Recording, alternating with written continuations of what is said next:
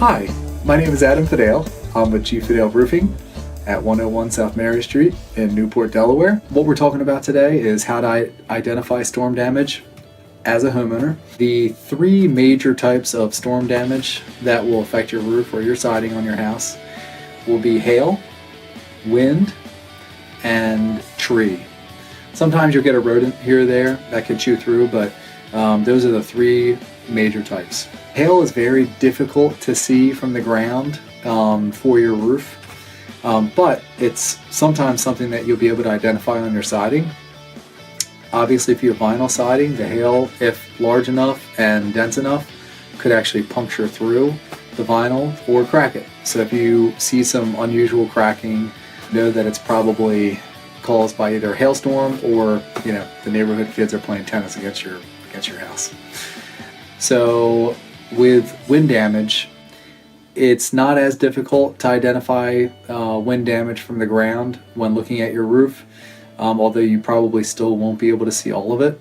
So for instance, wind can cause flipping up of shingles and sometimes complete blow off of the shingle, and sometimes those shingles will end up on your yard. So you may be out cutting the yard and see a shingle, bam, that's most likely wind damage that caused that. Or you may look from the ground and see a partially torn shingle, or you can look up at your roof and sometimes there's almost like this fish mouthing effect where you didn't see that before, and sometimes that can be due to the wind blowing the shingles up.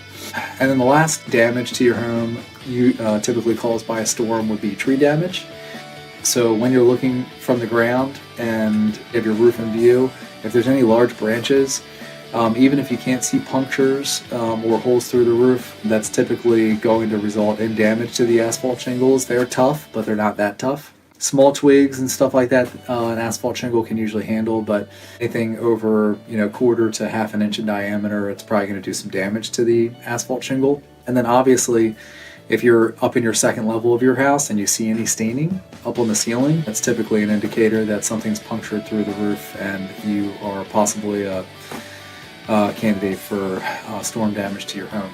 Sometimes you can get rodent damage to the house as well. That's typically an easy repair, whereas some of these larger issues like tree, wind, and hail can surprisingly get you full reimbursement from your insurance company. And please feel free to reach out to us and find out how that goes.